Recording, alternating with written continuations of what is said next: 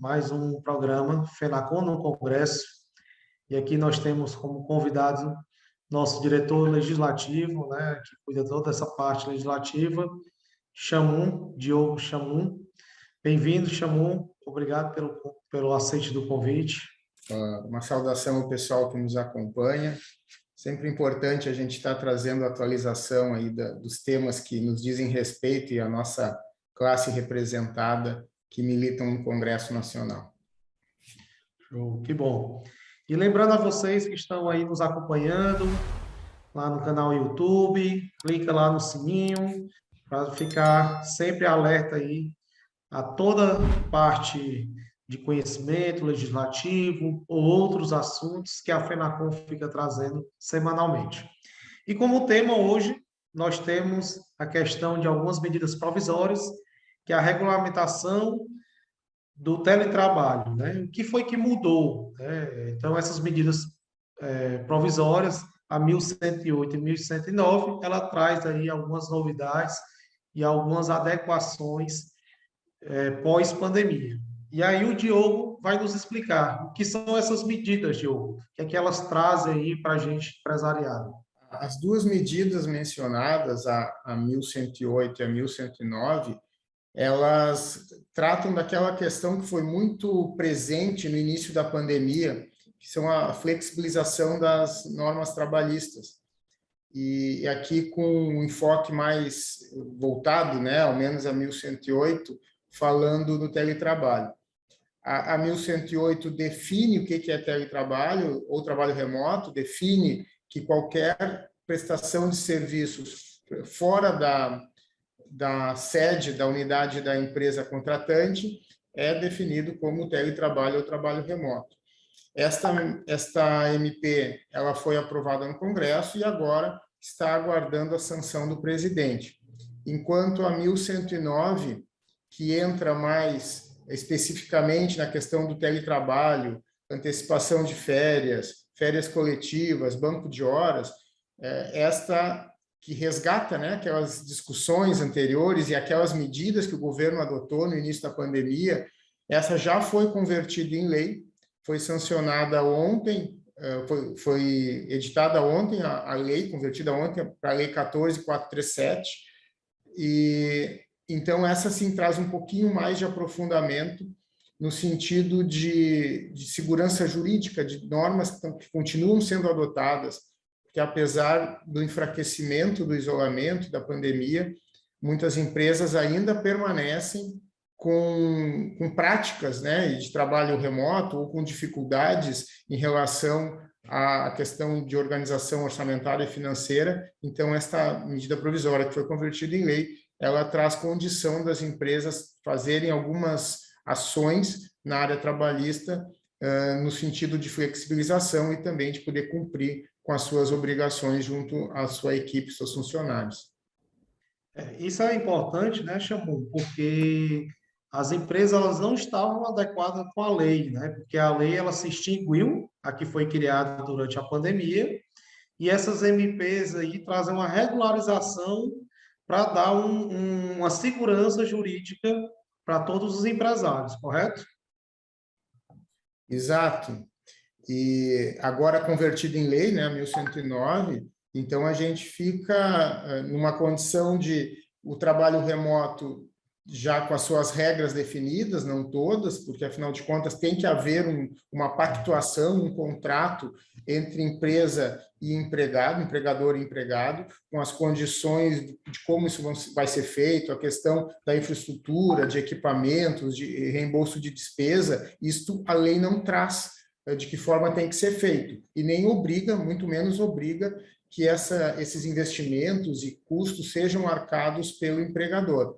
Mas ela define que a colocação, o início do teletrabalho e o término ficam a critério do empregador, que basta, não precisa passar para o sindicato, o Ministério do Trabalho, basta uma comunicação com 48 horas de antecedência, tanto para iniciar o formato, a prestação de serviço remoto, integral ou híbrido, e também, em havendo necessidade de retomar o trabalho presencial, basta uma comunicação também de 48 horas para o empregado retornar ao trabalho presencial. Então, isso realmente traz uma segurança, porque há uma pactuação entre as duas partes, sem envolver outros órgãos, o que facilita e regulamenta, né, na realidade, traz uma segurança, sim, para as empresas.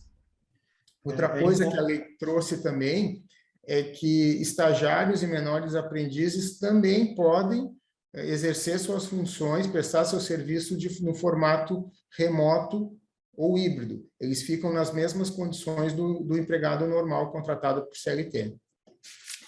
E é importante que os empresários entendam, apesar dessa segurança agora por lei, né, através dessa medida provisória, pelo menos a 1109 já foi aprovada, a outra deve caminhar logo aí para a sua aprovação, é que eles têm que mudar o contrato de trabalho com um colaborador, né? Acho que muitos se adequaram à forma de trabalho, mas esqueceram de atualizar seus contratos de trabalho, né? Principalmente aquelas pessoas mais antigas, não se adequaram, empresa e colaborador, não mudaram aquele contrato mais ou menos que padrão, e hoje, né, eles têm que se adequar justamente para ter realmente essa segurança jurídica. Exato, né? O contrato de trabalho, ele regra todas as condições, é lógico que nós temos as convenções coletivas, os dissídios coletivos que regulamentam muitas normas, além da CLT de determinada categoria. Mas, neste caso, como há uma pactuação entre empregado e empregador, estas regras, essas condições têm que estar contempladas no contrato de trabalho, porque elas não vão estar na convenção coletiva e também não vão estar na CLT, porque são combinações entre as duas partes. Então, o contrato de trabalho, sim, ele é fundamental para que a empresa tenha esta segurança de estar cumprindo essas normas que vieram aí para facilitar. Então, eu acho que isso é fundamental, é uma prerrogativa do empregador, é uma possibilidade. A gente tem que lembrar que essa questão do trabalho remoto, ele traz algumas vantagens, qualidade de vida do empregado, que não vai precisar ter um deslocamento. Aqui nós, no Rio Grande do Sul, em Porto Alegre, que não tem um trânsito tão louco, mas tem colaboradores que são de cidades aqui próximas da grande Porto Alegre, que levam mais de 1 hora de trânsito. Se a gente for falar em São Paulo, tem situações de 2 horas de trânsito para ir, 2 para voltar, então estaria se eliminando esse desgaste, né, do colaborador, uma qualidade de vida no sentido assim bem direto. Talvez tenha uma questão de produtividade, e aí uma outra questão, Daniel, que eu acho que cabe à reflexão, também uma evolução na gestão das empresas, porque a prestação de serviços, em sendo à distância, em sendo remoto, fica mais importante ainda uma análise, uma prestação de serviço por tarefa ou por produtividade, a ponto de que nessas situações não precisa ter controle de horário.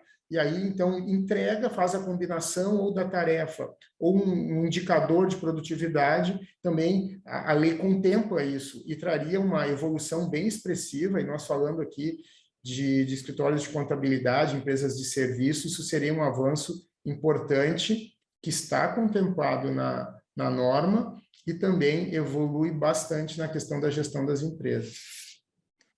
São benefícios para ambas as partes, né? Também o lado empresarial ganha na facilidade maior de contratação de mão de obra. Como você disse bem, eu posso contratar de Porto Alegre, posso contratar do Ceará, de São Paulo. Ele prestando o serviço de casa não vai fazer diferença a gente tendo um controle melhor de produtividade.